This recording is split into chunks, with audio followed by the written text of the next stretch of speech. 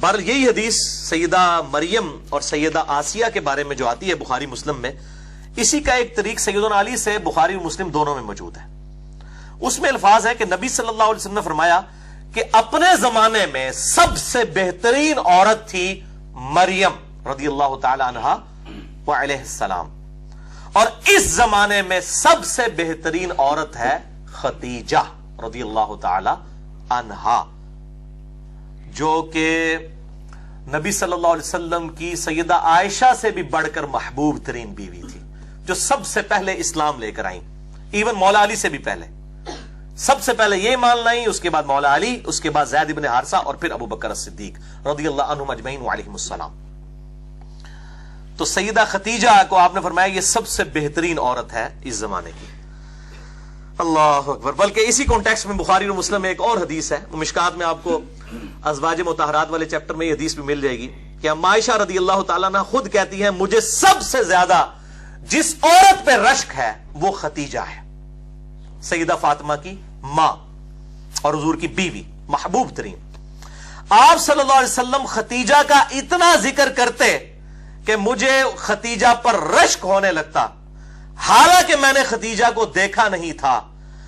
آپ صلی اللہ علیہ وسلم خدیجہ کی سہیلیوں کو بھی بکری ذبح کر کے اس کا گوشت تحفۃً بھجوایا کرتے تھے، حتیٰ کہ سیدہ عائشہ کے الفاظ ہیں بخاری و مسلم میں کہ کبھی کبھار مجھے اتنا رشک آتا کہ میں نبی صلی اللہ علیہ وسلم سے ناراض ہوتی اس بات پہ، اور میں کہتی خدیجہ کے علاوہ کوئی عورت ہی نہیں ہے دنیا کے اندر۔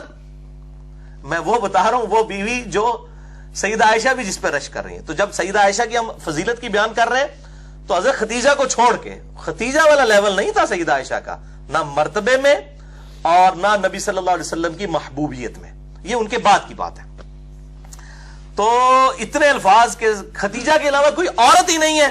نبی صلی اللہ علیہ وسلم نے فرمایا کہ جب وہ حضرت عائشہ کہتی ہیں جب یہ بات کرتی تو نبی صلی اللہ علیہ وسلم اس کی خوبیاں گنوانا شروع کر دیتے، خدیجہ میں یہ خوبی تھی، خدیجہ میں یہ خوبی تھی، یعنی بتانے کے لیے کہ یہ خوبیاں ہیں جو تم میں بھی نہیں موجود ہیں، تم باقی بیویوں میں بھی وہ خوبیاں نہیں ہیں۔ اور پھر فرمایا کہ میری تو ساری اولاد ہی خدیجہ سے ہے، یعنی آپ کی جو چاروں بیٹیاں ہیں، ٹھیک ہے، اور سیدہ فاطمہ اور سیدہ رقیہ، سیدہ ام کلثوم اور سیدہ زینب رضی اللہ عنہم اجمعین وعلیہم السلام، یہ چاروں بیٹیاں سیدہ خدیجہ سے ہوئی ہیں، اور یہ ان کی اپنی بیٹیاں ہیں نبی صلی اللہ علیہ وسلم کی۔ یہ جو مشہور کیا نا یہ پچھلے خاوند تھے اور عجیب و غریب وہ بتا رہے ہوتے ہیں صاحب کتاب، اس دنیا میں سب سے بڑا رافضی جو ابو بکر عمر کو نعوذ باللہ من ذالک اعلانیہ طور پر منافق کہتا ہے، یاسر الحبیب، عرب میں اس کے پائے کا کوئی رافضی نہیں ہے۔ میں شیعہ کی بات نہیں کر رہا، رافضی، اس کو خود شیعہ نے اور ایران نے نکال دیا تھا اور اس کو گمراہ ڈکلیئر کیا ہوا ہے۔ وہ بھی مانتا ہے کہ نبی صلی اللہ علیہ وسلم کی یہ چاروں بیٹیاں اپنی ہیں، سیدہ خدیجہ سے نبی صلی اللہ علیہ وسلم کی بیٹیاں ہیں، پچھلے خامد سے نہیں ہیں۔ تو یہ میں رافضیوں کو خصوصاً پھکی دینے لگا ہوں کہ سب سے بڑا رافضی یاسر الحبیب، سنی اور شیعہ دونوں کتابوں میں ملتا ہے کہ آپ صلی اللہ علیہ وسلم کی اپنی بیٹیاں تھیں۔ باقی یہ جو وہ حساب لگانے شروع کرتے ہیں نا، اتنے سال کی عمر میں شادی ہوئی ہے، وہ صحابی غلط ہے، وہ سارے تاریخی روایتیں ہیں۔ کوئی صحیح سند سے ثابت نہیں ہے کہ نبی صلی اللہ علیہ وسلم کے عقد میں سیدہ خدیجہ جب آئی تو ان کی عمر 40 سال تھی، کوئی صحیح سند سے ثابت نہیں ہے۔ اور نہ یہ صحیح سند سے ثابت ہے کہ آپ صلی اللہ علیہ وسلم کی ہجرت کے بعد یہ بیٹیاں پیدا ہوئیں، یہ اپنی ٹائمنگ پہ ہی پیدا ہوئیں اور الحمدللہ ہجرت کے وقت یہ بالغہ تھی۔ تو یہ میں نے ضمناً مسئلہ عرض کر دیا۔ تو سیدہ خدیجہ رضی اللہ تعالیٰ عنہا اتنی محبوب تھیں کہ 24 سال تک آپ صلی اللہ علیہ وسلم کے عقد میں رہی ہیں، 24 سال تک،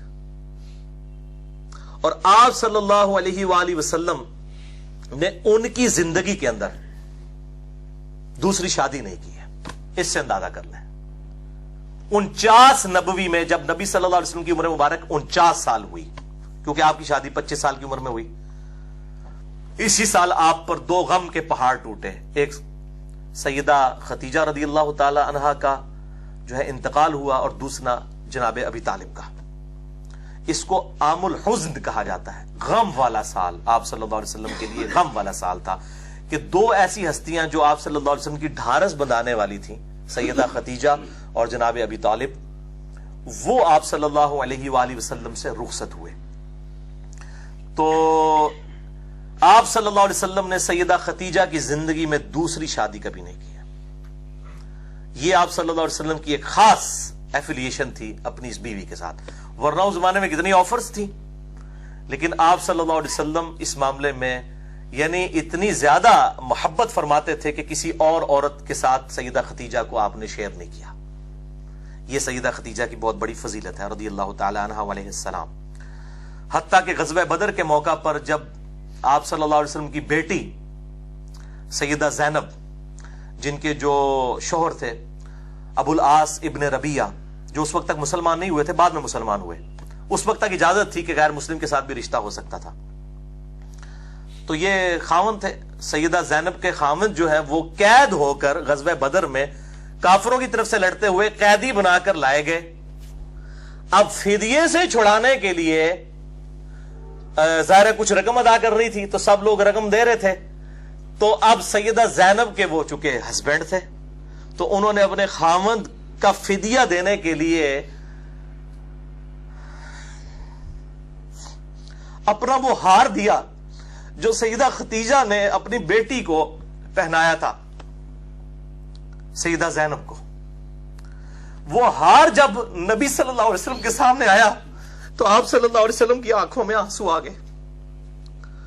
آپ کو حضرت خدیجہ یاد آئی.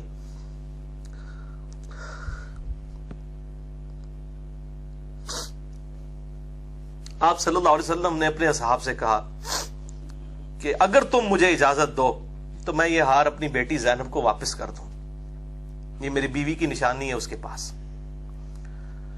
تو اصحاب نے کہا یا رسول اللہ کیوں نہیں، آپ بالکل. اور پھر ان کو بغیر فدیے کے چھوڑ دیا گیا.